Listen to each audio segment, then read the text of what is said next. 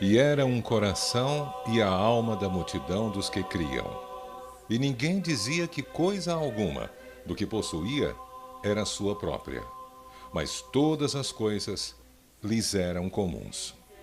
Não havia, pois, entre eles necessitado algum, porque todos os que possuíam herdades ou casas, vendendo-as, traziam o preço do que fora vendido e o depositavam aos pés dos apóstolos.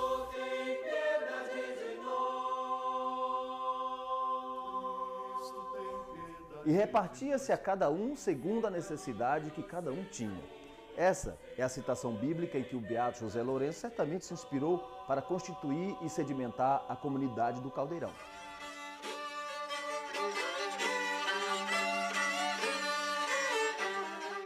Pois bem, de 1926 a 1936, o sertanejo José Lourenço liderou um grupo de camponeses para viver uma reforma agrária de origem popular, uma experiência socialista aqui no interior do Ceará.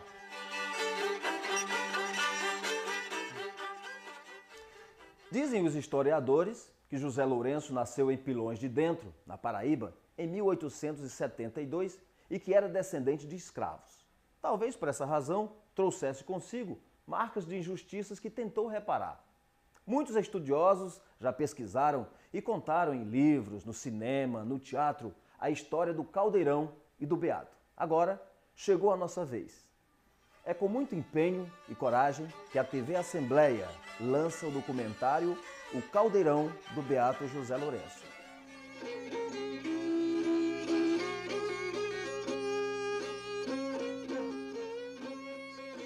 Caldeirão dos Jesuítas, município do Crato, na Chapada do Araripe.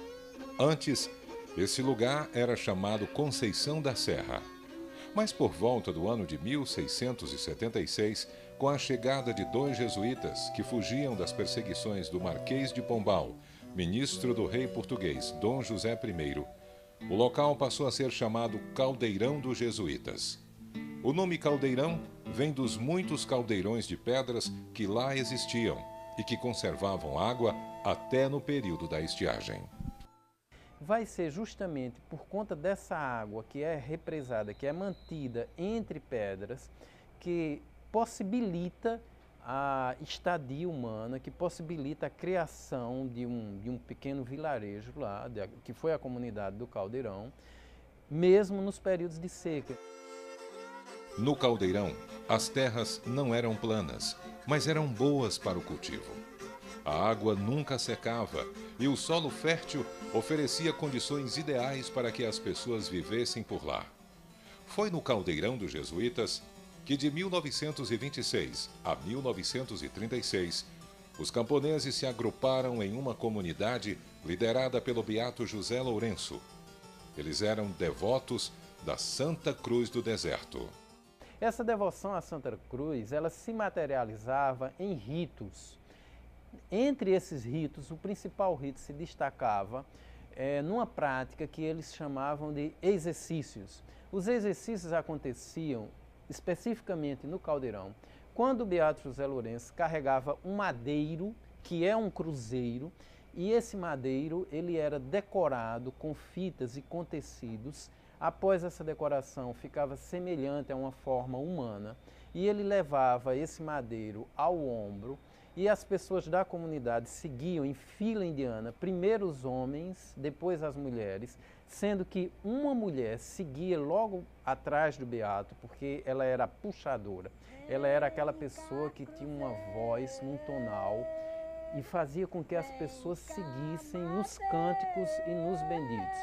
Então eles subiam e desciam aqueles morros que havia lá no Caldeirão, entoando aqueles cânticos sagrados, aqueles cânticos de devoção. As pessoas da comunidade do Caldeirão tinham casa, trabalho e alimento para o corpo e para o espírito. Trabalho e oração eram o cotidiano dessas pessoas. O fruto desse trabalho, da lida, era dividido por todos. Tudo era partilhado.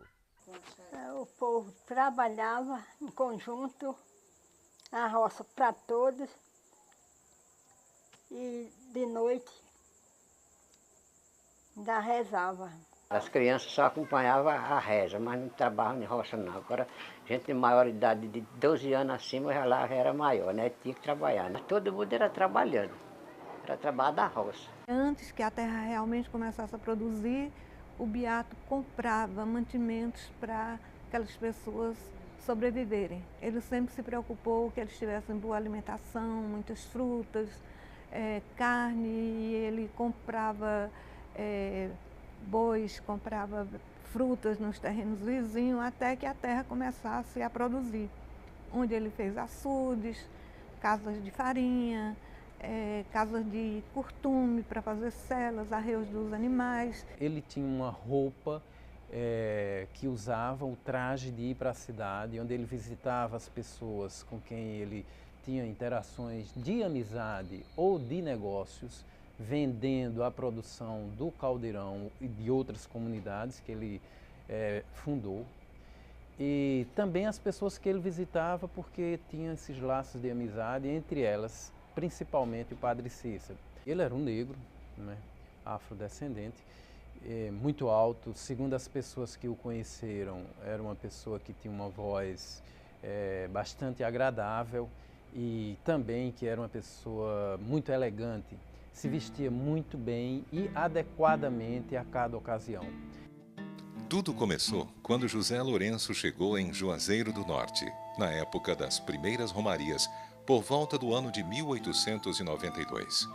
O lugarejo vivia a efervescência do fato extraordinário do milagre da hóstia que havia se transformado em sangue na boca da beata Maria de Araújo. Naquela ocasião, José Lourenço, influenciado pelo catolicismo popular, reinante em Juazeiro, se aproxima do padre Cícero Romão Batista, que se torna seu grande orientador. É um movimento de rebeldia da tradição. A partir da própria tradição católica, a partir desses princípios tradicionais, esses sertanejos criaram uma sociedade diferenciada, no sentido de que lá todos eram irmãos. Tudo na vida do José Lourenço, a partir do momento que ele chega em Juazeiro do Norte e na sequência que vai para o Crato, para o sítio Caldeirão, todos os episódios marcantes e os momentos mais decisivos de sua vida, ele tem uma conversa anterior, onde ele coloca tudo que está acontecendo ao Padre Cícero e toma as decisões e decide os encaminhamentos junto com o Padre Cícero. Historiadores contam que José Lourenço chegou ao Cariri como penitente, ordem bastante conhecida em todo o Nordeste brasileiro. Eles se reuniam nas ruas e nas procissões, cantavam e rezavam. Seus rostos eram cobertos com capuzes e eles vestiam capas para não serem identificados. Além disso, os penitentes praticavam a autoflagelação para ter o perdão dos pecados. Os historiadores também dizem que José Lourenço só foi considerado beato quando chegou ao Caldeirão. Essa ordem, ela tinha como uma das características dela que chama muita atenção, que era a autoflagelação. Então, os homens se reuniam em espaços fechados e eles usavam chicotes com lâminas na ponta, chamadas de cilício, e eles se flagelavam, se surravam as costas com esse equipamento, e isso tinha uma função de purificá-lo contra pecados, contra atos que eles próprios reconheciam como sendo inadequado para a missão deles, para aquilo que eles consideravam como sendo o papel deles dentro do grupo e dentro da humanidade. Entre os anos de 1894 e 1895, José Lourenço foi morar e trabalhar com sua família e alguns romeiros no sítio Baixa Danta, que havia sido arrendado pelo padre Cícero ao coronel João de Brito. Zé Lourenço, já naquela época, era o líder da comunidade. De enxada na mão, ele e seu grupo começaram a plantar. Muitas pessoas, naquela época, achavam José Lourenço um homem caridoso, porque ele oferecia trabalho e moradia a quem precisasse. Por isso, várias famílias pobres foram morar perto dele, no sítio que, em pouco tempo, se transformou em um bom lugar para se viver. Como ele tinha em Baixa Danta um pomar com muitas espécies de fruta, e esse pomar, dentro de algum tempo, passa a frutificar mangas, laranjas e todas as frutas da região, que é aquela região do Cariri, proximidade da Serra, no Crato, é uma região muito fértil para produção de frutas.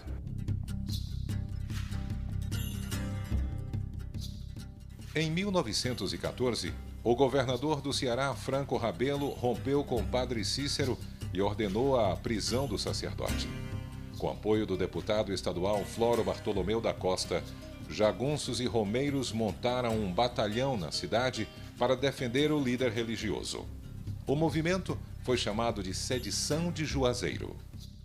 Houve um confronto e ficaram sem mantimentos, mas o beato dava um jeito de mandar alguém trazer os mantimentos para Juazeiro, que Juazeiro ficou cercado. Aí então Baixa Danta sustentou Juazeiro nessa época. José Lourenço não participou da luta, mas teve seu sítio invadido por jagunços que saquearam e destruíram tudo. Os prejuízos no Baixa Danta foram muitos e na lavoura José Lourenço teve grandes perdas. Em 1921, outro fato veio interromper as atividades agrícolas de José Lourenço. Padre Cícero o presenteou com um boi. Depois de algum tempo, espalharam-se boatos de que o animal fazia milagres. O boi, então, passou a ser alvo da devoção de alguns romeiros. E isso agitou a região do Cariri e José Lourenço foi acusado de estimular o fanatismo. Tinha uma velhinha, Dona Ana, que cuidava do boi, inclusive enfeitavam o chifre do boi com flores e tudo. Aí chegou aos ouvidos de Dr. Floro, que era um braço de ferro que impunha a ordem aqui em Juazeiro, qualquer indisciplina aí era punido com a rodagem. Então chegou aos ouvidos do padre Cisqui, em Baixa Danta, um boi estava sendo adorado. Então o beato foi preso, passou 17 dias preso, o boi esquartejado, e foi toda uma confusão. Espalharam de que até a urina do boi servia de remédio. Mas conforme relatos de pessoas que conheceram a Dona Ana do boi, não, disse que a única diferença é que esse boi era manso e todo mundo brincava com este boi. Em 1926, o sítio Baixa Danta foi vendido. Zé Lourenço, desapropriado e sem qualquer indenização, segue para as terras do Padre Cícero, na Chapada do Araripe, mais precisamente para o Caldeirão dos Jesuítas. Lá nasceu a comunidade que fez história, a comunidade do Caldeirão. Seu líder, o beato José Lourenço. O que determina o sucesso, vamos dizer assim, da experiência é a prática, e a construção de uma sociedade diferenciada da sociedade global de então. Porque no Caldeirão o beato organizou a sociedade de tal forma que cada homem produzia conforme a sua capacidade e recebia conforme a sua necessidade. A vida no Caldeirão foi se organizando aos poucos. Os trabalhos se diversificaram com a chegada de muitos sertanejos que ficaram atraídos pela maneira de viver daquelas pessoas. Todos trabalhavam e tinham tudo de que precisavam. As pessoas que moravam no Caldeirão, como acontecia com os que moravam no sítio Baixa Danta, trabalhavam, ouviam as mensagens do beato, rezavam e aprendiam a viver em comunidade. 6 anos depois da chegada de José Lourenço e dos sertanejos ao local, as terras do Caldeirão estavam transformadas em um pomar. O trabalho do beato José Lourenço estava dando certo. Lá ninguém recebia dinheiro. Lá tinha muita fartura e a gente comia, ninguém passava fome, não andava nu. E o negócio lá era só trabalhar e fazer penitência. Trabalhava de dia, de noite era para fazer penitência. Ele era beato com a cruz nas costas, né? Agora que ele não obrigava ninguém, quem quisesse. Ele dizia assim: a penitência só serve feita de bom coração, que que o nosso Deus não abriga quem não tem contrição. Aí quem quisesse ficava, quem não quisesse, mas todos que vinham queriam ficar. As pessoas que viviam no Caldeirão trabalhavam muito. Imaginem que 2 açudes foram construídos pelo Beato Zé Lourenço, que contou com a ajuda de apenas algumas mulheres da comunidade. Roupas, redes, tudo era feito lá mesmo em oficinas e teares caseiros. E todos ajudavam na casa de farinha e no engenho de rapadura. Lá tinha oficina assim, mas a oficina era só para aquela pessoa que já era mestre. Tinha oficina de ferreiro, tinha oficina de marceneiro, oficina de não sei mais de quê, mas só para aquelas pessoas, não empregava ninguém. Lá tinha um engenho de fazer rapadura. Lá ninguém fazia rapadura, mas nem ninguém comia rapadura, nem comia mel, nem bebia garapa. Né? Porque diz que coisa doce não era para ninguém usar lá não, só usava amargura, essa coisa de amargura, né? Aí quem puxava o engenho era gente, era 4 homens, 4 numa manjarra e 4 no outro.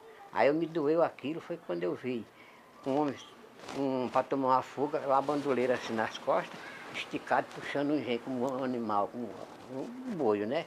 Aí quando o homem foi tomar uma fuga assim para descansar a força, ele largou a chibata no ombro assim, como se encolheu para frente, que assim, eu achei muito uma escravidão aquilo. A vida do Caldeirão era essa, rezar e trabalhar, porque tinha carpinteiro, conhecido no seu Mané Silva, lá tinha tudo. Então o Caldeirão passa a ser um centro atrativo, né, de peregrinos que em busca de uma redenção social passavam a ver na liderança de José Lourenço e da comunidade do Caldeirão da Santa Cruz do Deserto, a saída da sua miséria, da sua ideia de flagelo. O lema de José Lourenço era trabalho e oração.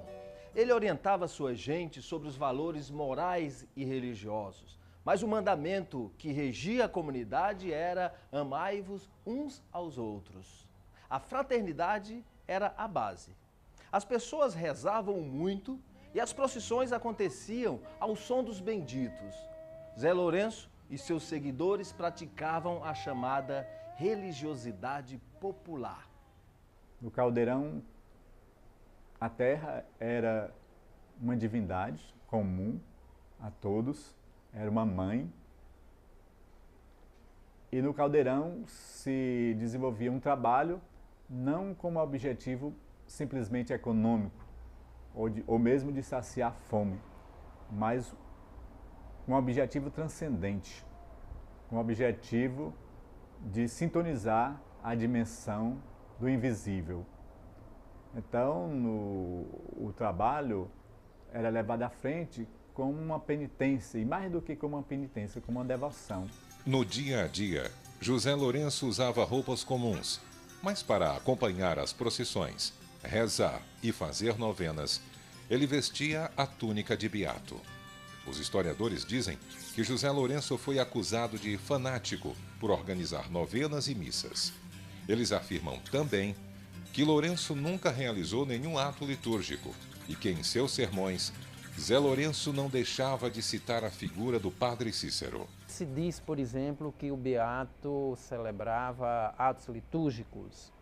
Isso não corresponde a fatos na memória das pessoas que viveram com ele, nas pessoas que participaram das comunidades organizadas por ele. Além do beato, outras pessoas também tiveram importância na história do Caldeirão. O paraibano Isaías, braço direito de José Lourenço, sua filha adotiva Maria de Maio e Severino Tavares, considerado o guerreiro da comunidade. Os grupos, né, que existiam dentro do Caldeirão, que seriam os grupos seguidores do beato José Lourenço, que eram pessoas mais ligadas à religião mesmo, né, muito mais voltadas à questão litúrgica, e ao pessoal ligado a Severino Tavares, que eram também muito dotados de fé, mas que também tinham a esperança de resolver seus problemas na questão do trabalho em si. Diferentemente de José Lourenço, Severino não ficava apenas na comunidade. Ele saía para pregar em outros estados, principalmente no Rio Grande do Norte e na Paraíba. O discurso de Severino Tavares teve um papel importante para o crescimento populacional do Caldeirão. O Caldeirão cresceu com essas pessoas que vieram, principalmente do Rio Grande do Norte. Isto porque Severino Tavares, uma vez que se integrou ao grupo do Caldeirão, saiu pelo mundo falando das maravilhas que era o Caldeirão, inclusive falando do fim do mundo, e muita gente acreditava e ia para lá. Isso não era apenas pobres, mas alguns fazendeiros ricos que, impressionados, né, com aquela falação do beato Severino Tavares, ia também para o sítio Caldeirão. Severino Tavares, que foi em Rio Grande do Norte, aí papai gravou na cabeça que ele tinha dito que o mundo ia se acabar em 40. Aí papai virou a cabeça, pronto, não quis voltar de jeito nenhum. Aí nós viemos em outubro de 35, aqui para o Ceará. Nós morávamos no Rio Grande do Norte, em Martins, num lugar por nome Pico dos Carros, município de Martins. Meu pai era fazendeiro e tinha uma propriedade agrícola, né? Aí nós vivíamos muito bem de vida, tudo bem controlado. Aí chegou o Severino Tavares lá, por lá dizendo que o mundo ia se acabar, em 40 não existia mais ninguém. Aí meu pai se envolveu com ele, né? Não foi só meu pai, como muitos, né? Aí ele ficava fazendo aquelas missões, diz ele que era uma missão, pela noite, né? Uma noite numa casa, outra noite noutra, ia andando, outra noite noutra, já distante, e aquele pessoal que gostava dele ia acompanhando. Meu pai tinha lugar, ele foi até 5 léguas atrás dele. Ia de a cavalo, tarde de hora dessa, ele passava a cena do cavalo e ia para onde ele estava, né? Aí quando chegou, a última vez que ele não foi mais, disse, minha mãe chamava de Beatriz. Beatriz, vamos embora. Vamos para lá, que o mundo vai se acabar, nós não temos mais vida. Aí minha mãe dizia, Pedro, que conversa é essa, Pedro? Vamos embora daqui. Aí ele saiu para a fazenda, onde era distante de 5 léguas. Num dia, quando foi, em 3 dias ele chegou. Aí minha mãe disse, o que foi que você fez? Eu vendi o gado todinho. Aí terminou, ele veio embora, arrumou uns animais, ele tinha um bocado de animal, pegou 4 animais possantes, famosos, os outros ficou para lá, aí saímos de lá de noite, aí vinhamos para aqui. Né? Chegamos no Caldeirão, ele deu o dinheiro todo dia ao Beato Zé Lourenço. A professora Marina Gurgel, que era do Rio Grande do Norte, veio para o Ceará sem a permissão dos pais ainda no início da década de 30. Sua missão era alfabetizar crianças e adultos da comunidade do Caldeirão. Eu já estava com meus 23 anos de idade quando ouvi falar que vinha um homem pelo mundo pregando uma missão. Eu dizia, ó, se ele chegar mais perto daqui, eu vou ver, ouvir, para eu entender e compreender. A metodologia que Marina escolhia para dar aulas era original. Durante as horas de descanso, usava a sombra das árvores para ensinar as lições aos alunos.